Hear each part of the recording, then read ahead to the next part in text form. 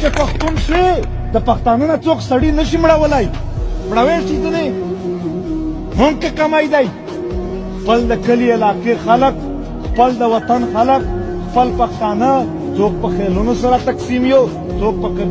قبیلې هم زنده‌باد خیلونه هم زنده‌باد خو د نفرت دپاره نه